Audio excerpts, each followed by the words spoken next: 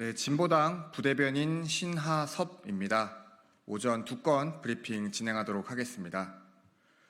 윤석열 정부의 반노동 편향적인 최저임금위원회 민생 숨통 조일 것입니다. 윤석열 정부의 고용노동부가 내년도 최저임금위원회에 친정부 성향의 공익위원들을 대거 배치했습니다.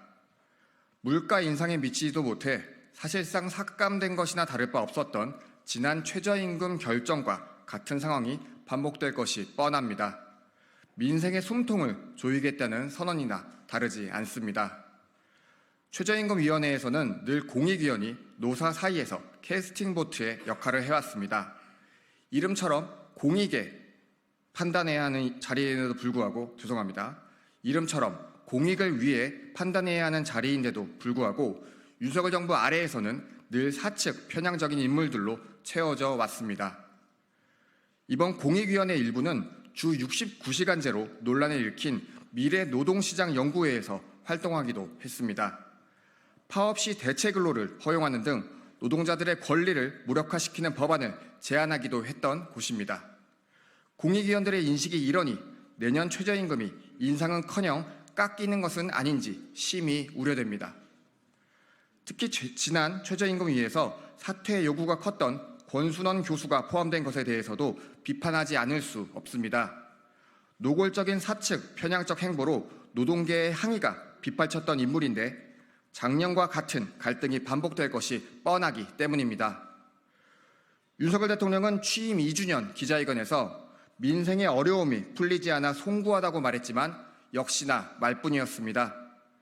반노동 국정기조에 단 한치의 변화도 없이 민생이 풀리기를 바라는 것은 어불성설입니다. 네, 두 번째 브리핑입니다. 당근하다 세금 날벼락, 제발 민생 생각 좀 하십시오.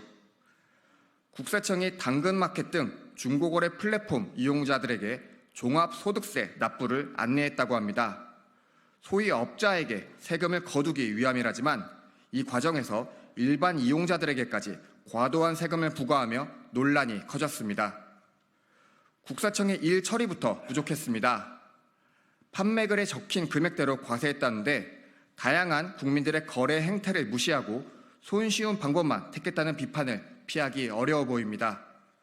날리고 보자는 식이 아니라 확실한 사업자부터 과세해야 하는 행정의 세심함을 요구하는 것이 무리입니까? 소명은 개별 국민의 몫인데다 불필요한 행정의 낭비는 누가 책임지는 것입니까? 중고거래하는 국민들에게까지 세금 납부장이 날아가는데 다른 한편으로는 금투세, 부동산세, 기업세는 악마화하며 세금 깎아주기에 열을 올리는 윤석열 정부의 행태도 이해하기 어렵습니다. 세수 펑크를 국민들 호주머니에서 막습니까? 이러니 부자들만 위하고 서민들은 나 몰라라 한다는 평가를 받는 것입니다. 먹고 살기가 팍팍하니 중고거래도 우리 삶의 풍경으로 자리 잡은 지 오래입니다. 국민들은 살림에 보태기 위해 수고로움도 마다하지 않는데 나라가 보탬이 되기는커녕 짐이 되어서는 안 될 것입니다. 제발 민생 생각 좀 하십시오. 이상입니다. 감사합니다.